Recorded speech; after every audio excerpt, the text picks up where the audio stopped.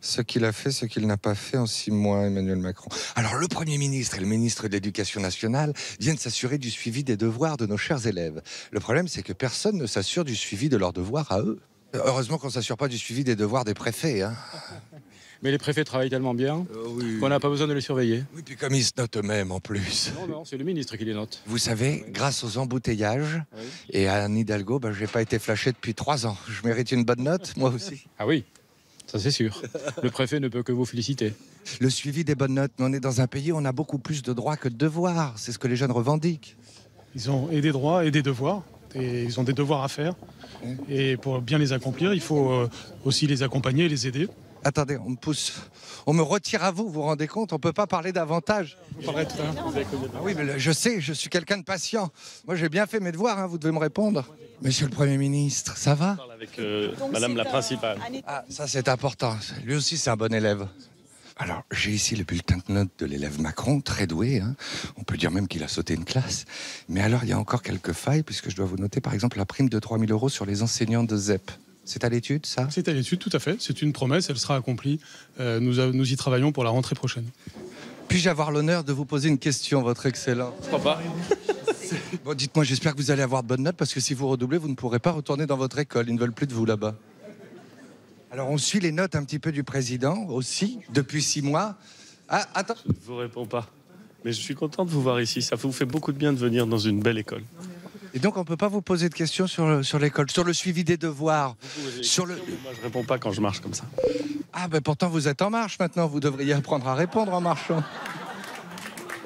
Aidez-moi, parce que j'ai des enfants, moi. Chaque fois, ils veulent pas faire leurs devoirs, ils veulent faire de la console, ils veulent aller devant la télé. Qu'est-ce que je leur dis? Et justement, il faut lutter contre ces phénomènes, et c'est notamment au collège que ça commence. Et puis aussi, il faut que chaque parent exerce sa responsabilité et évite que les enfants soient trop devant les écrans. Merci, monsieur le ministre, pour votre disponibilité nettement plus appréciable que celle du Premier ministre. Il a secoué la caméra comme un prunier, il a dit « je ne répondrai pas aux questions ».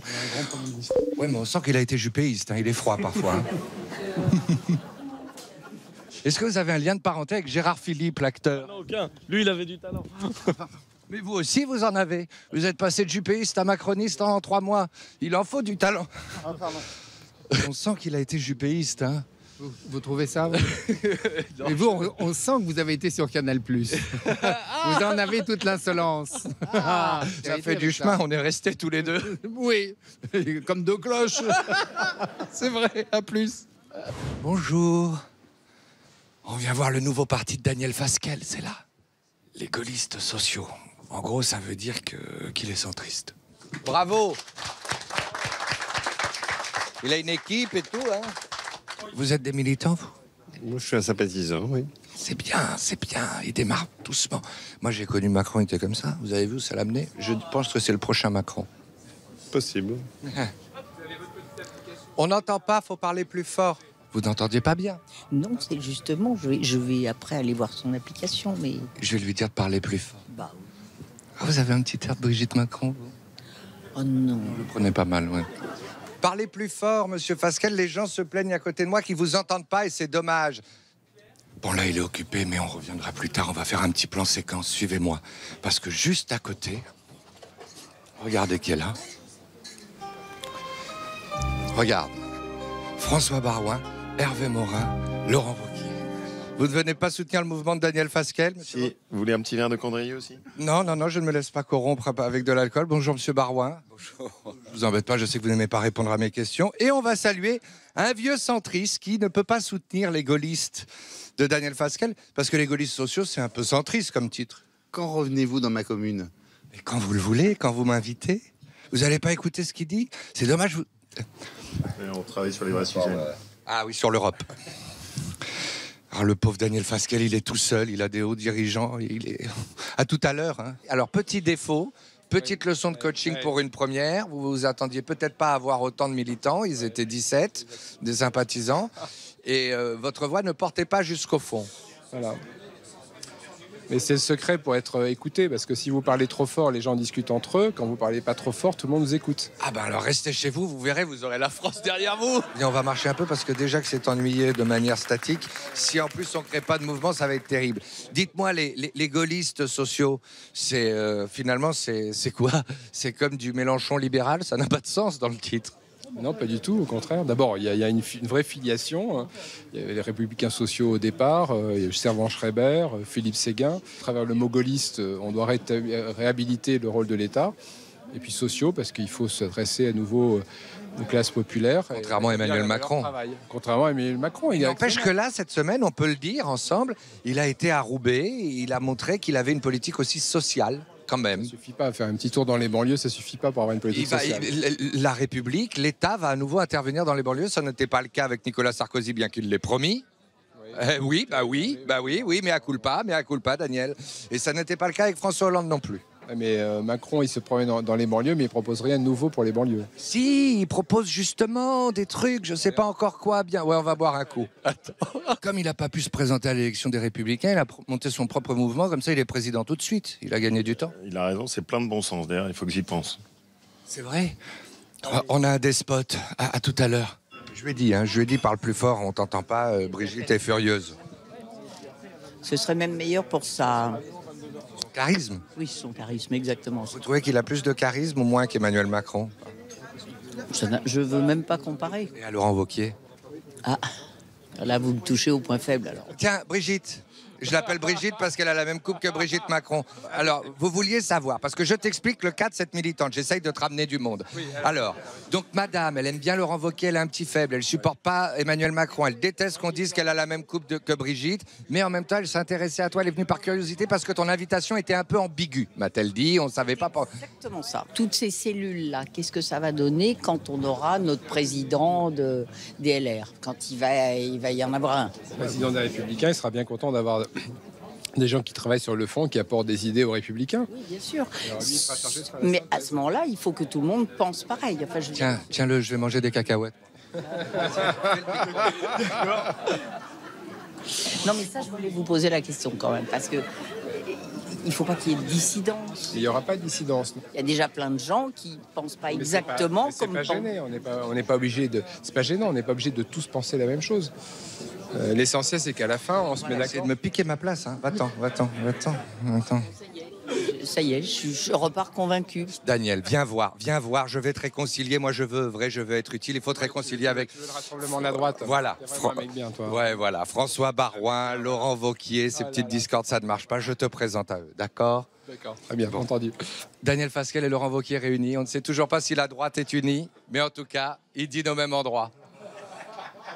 Et voilà. Ils font semblant d'être contents.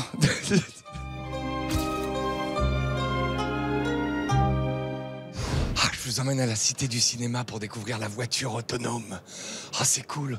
On va peut-être pouvoir recommencer à boire au volant. Non, mais faut pas le faire. Hein. Ah, y a la police. Est-ce que vous croyez que la voiture autonome, on peut l'envoyer dans les bouchons à Paris et rester chez soi? Et nous, la voiture autonome est par définition intelligente. Donc il n'y aura plus de bouchons quand il n'y aura que des voitures autonomes.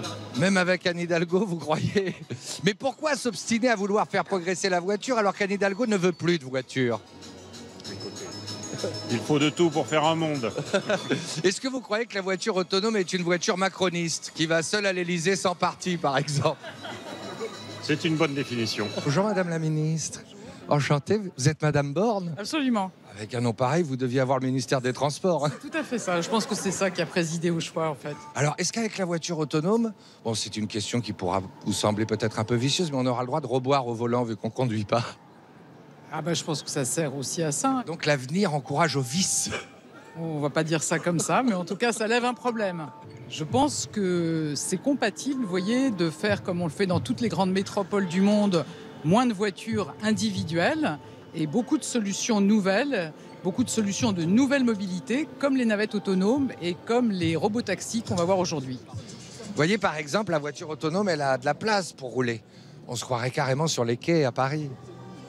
Et puis les femmes vont enfin pouvoir faire un créneau.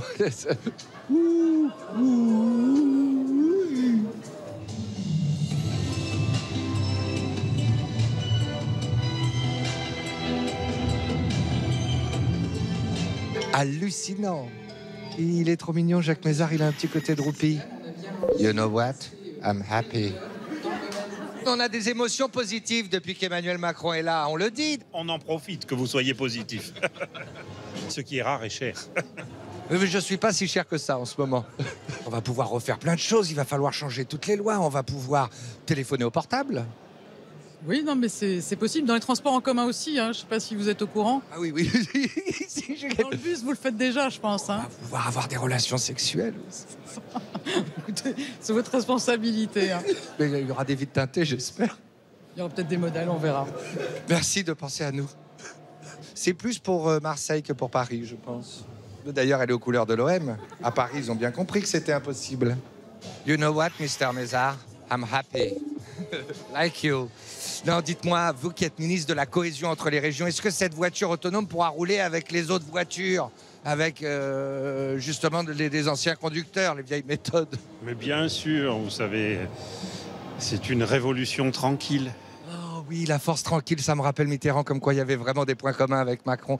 Mais alors, justement, s'il y a un accident, comment on fera un constat? Ce sera un logiciel contre un logiciel? Il n'y aura pas d'accident, vous le savez bien. Tiens, regardez, ça, vous savez ce que c'est?